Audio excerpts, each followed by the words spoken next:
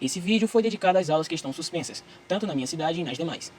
Não possui nenhum interesse próprio, mas sim a ajudar os alunos do meu pai e aos alunos necessitados dessas aulas. Olá, amigos do primeiro ano do ensino médio. Mais uma vez estamos aqui, nesse momento que estamos passando desse problema do coronavírus. Então a escola, preocupada com o ensino de vocês, nos mandou fazermos várias atividades. Eu vou fazer essa atividade comentada, a qual eu gostaria, se houvesse dúvida, que colocasse no meu WhatsApp, que é o número 98 DDD, é 999442992, caso vocês tenham alguma dúvida e queiram sanar essas dúvidas comigo. Vamos para o primeiro exercício. Bem, o primeiro exercício, pessoal, é sobre conjunto. Já foi falado em sala de aula o que é conjunto, né? Então esse conjunto normalmente ele é representado por letra maiúscula, por chave, entre chaves, né? Quando tiver os elementos, e pelo diagrama de Euler. A gente pode representar conjunto. Mas aqui nesse primeiro exercício eu peço para vocês criar alguns conjuntos. Por exemplo, eu quero que vocês formem conjunto A formado pelas letras da palavra matemática. Não é? Depois eu peço que vocês formem o conjunto B formado pelos números maiores que 5 e menores que 20. Lembre que quando for maior ou menor, a gente não coloca os números. Nós não colocamos números. Já o conjunto C formado pelas consoantes. Lembre-se o que é consoante. Consoante é quando nós retiramos do alfabeto todas as vogais. Não esqueçam isso. Já o conjunto D formado pelos números múltiplos de 3 menores que 33. Quem são os múltiplos de 3? Todos os números divididos por 3. Tá certo? Qualquer número que é dividido por 3 é um múltiplo de 3. Então dá para vocês formarem. E o conjunto E formado pelos números pares. Veja bem que esse conjunto par ele é infinito. E vocês já sabem como representar um conjunto quando é infinito. Já a segunda questão, eu coloco 4 conjuntos, né? Conjunto A formado pelos elementos 1 e 2. Conjunto B formado pelos elementos 1, 2, 3, 4, 5. Conjunto C formado pelos elementos 3, 4 e 5. E conjunto D formado pelos elementos 0, 1, 2, 3, 4, 5. Daqui eu faço aquela relação de elemento com conjunto e conjunto com conjunto, o qual foi falado em sala de aula. Quero lembrar, caso vocês esqueçam, voltem à videoaula, assistam, porque essas tarefas serão cobradas em uma avaliação presencial. Tá? Essa aqui é a oportunidade que vocês estão tendo de exercitar. Então, quando é que eu devo usar pertence? Então, só devo colocar pertence quando eu tratar de quem? De elemento com conjunto. E os sinais de inclusões? Está falado na nossa videoaula. É quando se tratar de conjunto e conjunto. Lembre, quando eu tiver letra maiúscula, eu estou representando o conjunto. E quando for letra minúscula, representa o elemento. Não esqueçam disso para vocês responderem. E não esqueçam de entregar essas atividades quando tudo voltar ao normal que tivemos em sala de aula. A terceira questão. Considerando-se o conjunto A 1, 2, 3, 1, 2, 4, 5, 7, 5 e 7. O conjunto B 0, 1, 2, 3, 4, 5, 7, 8. Assinale a alternativa correta. Quem é que está contido em quem? Não é? O que é um conjunto contido em outro conjunto, ou um conjunto contém outro conjunto? Veja bem que como eu tenho aí esses dois conjuntos, eu quero fazer uma relação de conjunto com conjunto.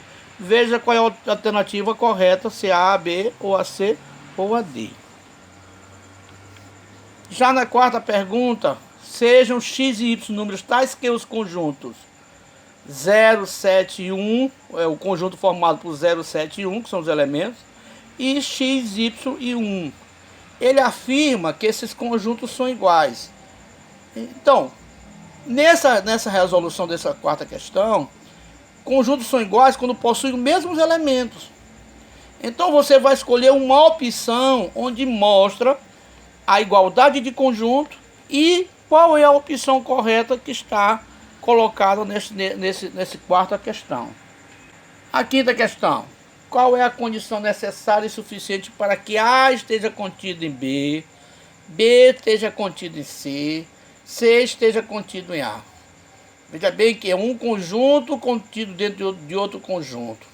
Então, qual é a condição? Eu quero só enfatizar que para você observar bem nessa questão, que é uma questão a nível de vestibular, então é uma questão que requer um certo cuidado. Quando é que será que um conjunto está contido dentro de outro conjunto?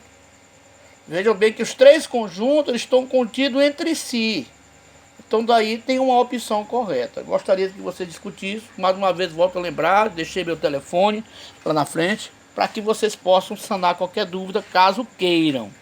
Não é? É para telefonar, caso tenha dúvidas, ou então você resolveu algum problema, você me liga e a gente tenta solucionar qual é o problema que você está encontrando para resolver essas atividades.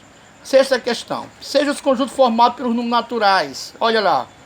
Conjunto dos múltiplos de 3.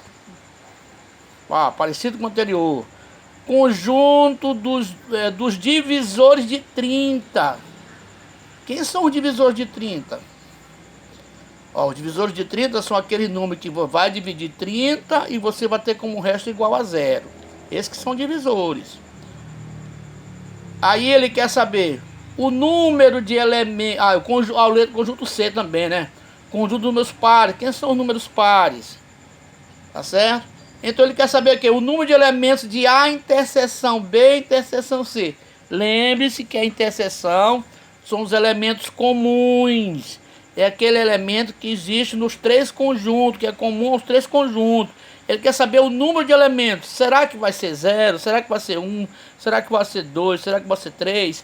Vocês formem esses conjuntos e verifique aqueles elementos que são comuns, aqueles que aparecem tanto no A, tanto no B, quanto no C. A sétima questão, uma questão do ITA. Olha, o ITA é um vestibular bem rigoroso. Aqui tem uma questão bonita. Considere as seguintes afirmações sobre o conjunto.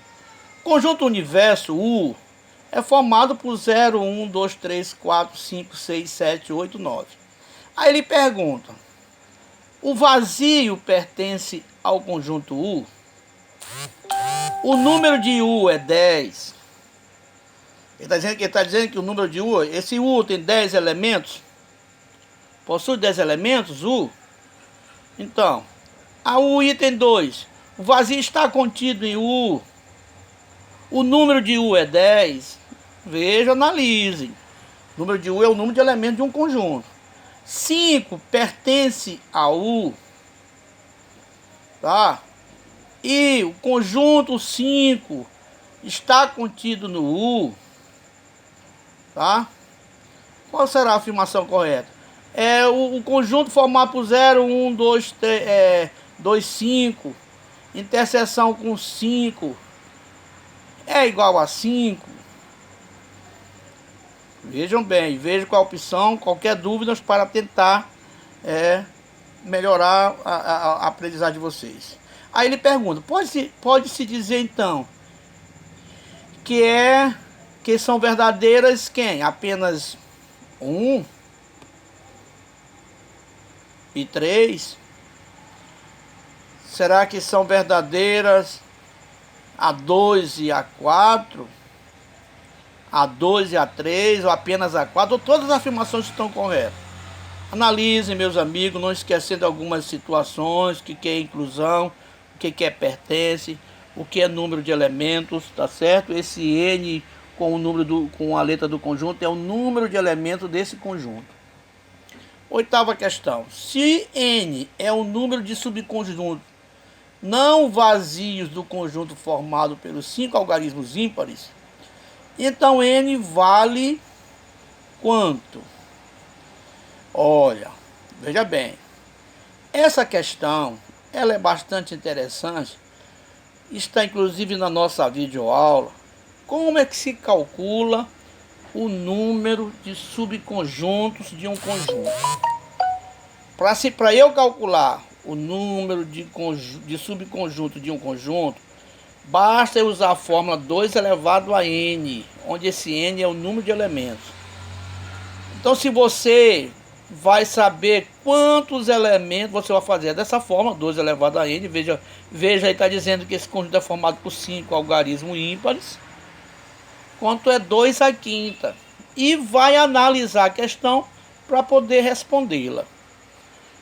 A nona questão, os conjuntos A, ABC, B, 0, 1, 2, 3, C, 1, 2, D, 0, 1, 2, 3, 4, 5, 6.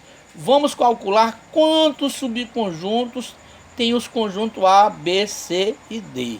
Ache todos os subconjuntos de A e B. Nessa questão, para a primeira pergunta, que é para saber quantos subconjuntos tem nos conjuntos A, B e C e D, basta somente usar a fórmula. Agora, já a segunda pergunta, ache todos os subconjuntos de A e B, você vai ter que fazer todos os subconjuntos. Não esqueça que o vazio é subconjunto de todo o conjunto. O vazio é subconjunto de todo o conjunto. Então, o primeiro subconjunto que você vai encontrar é o vazio. Então, vamos para a 10ª questão. A 10ª questão, ele diz o seguinte: se M é igual a 1, 2, 3, 4, 5, e N não são conjuntos tais que, M união N é igual a 1, 2, 3, 4, 5, e M interseção N é 1, 2, 3. Então, o conjunto N é... Quem é o conjunto N? Pessoal, aqui você tem que ter a noção de saber o que é união e o que é interseção. União, repetindo para vocês, união é a junção de todos os elementos sem repeti-los. Interseção são os elementos comuns, aqueles elementos que vai existir tanto em um conjunto como no outro. Então, se você atentar para essa definição, você tem como responder essa 10ª questão. A 11ª, dados os conjuntos A, 1, 2, 3, 4, 5, B, 1, 3, 5, 7, C, 5, 6, 7, 8, 9. Vamos obter, eu quero saber, quanto é a união B? Forma esse conjunto A, união B. Não esqueça que união é juntar os conjuntos sem repetir. Eu quero saber quem é a união B, união C. No segundo item. Já no terceiro item eu quero saber quem é a interseção B. Não esqueça que interseção são os elementos comuns. Já no item D, quem é a interseção A, B e C. E o item E e F é diferença. Lá na videoaula eu fui bem claro falando o seguinte: o que é a diferença? Pessoal, é todos os elementos que tem no primeiro conjunto e não tem no segundo conjunto. Então, quando você estiver fazendo a diferença, todos os elementos que tem no primeiro e não tem no segundo. É só você lembrar disso que tem como você resolver essa questão. 12ª questão. Ache o produto cartesiano entre os conjuntos A e B, sabendo que A é 1, 2, 3, 4, 5 e B 1, 3, 5 e 7. O que é produto cartesiano? Produto cartesiano, pessoal, é para formar pares ordenados, onde o primeiro conjunto nós vamos chamar de X e o segundo conjunto nós vamos chamar de Y. Então, cada elemento desse produto cartesiano são pares ordenados. Então, eu vou pegar todos os elementos do primeiro conjunto e vou relacionar com todos os elementos do segundo conjunto. Como? Formando os pares ordenados. Eu poderia até dar um exemplo. Vamos supor que eu tenho um conjunto A, 0, 5 e 6. O conjunto B, 2 e 4. Então, eu vou pegar o 0 com 2, depois o 0 com 6. Aí eu vou pegar, terminei com 0. Aí eu vou pegar o outro elemento com 2 e com 6. Assim por diante. É sempre pegando aquele conjunto que está na frente, cada elemento desse conjunto que está na frente, ligar formando pares ordenados com todos os elementos do segundo conjunto, formando pares ordenados x, y. Não esqueçam disso. E eu gostaria que vocês fizessem e nos mostrassem, né, através de fotografia, caso vocês queiram, ou então assim que nós retornarmos às nossas aulas, a gente vai corrigir essas atividades, as quais darão alguma ajuda de vocês nas nossas avaliações, porque as avaliações têm que ser presenciais. Aconselho a todos fazerem. Se caso tiverem alguma dúvida, pode nos procurar, que nós estamos aqui dispostos a tirar qualquer dúvida. Sendo assim, a gente encerra essa nossa primeira atividade, né, da nossa primeira videoaula, e esperando que todos vocês estejam bem, pela graça de Deus, e que eu desejo para vocês um bom dia, para aqueles que assistir essa aula pela manhã, uma boa tarde para quem assistir a aula pela tarde, e uma boa noite para aqueles que assistir à noite. Então, desejando que cada familiar seu esteja bem e que Deus nos proteja e nos guarde sempre. Obrigado.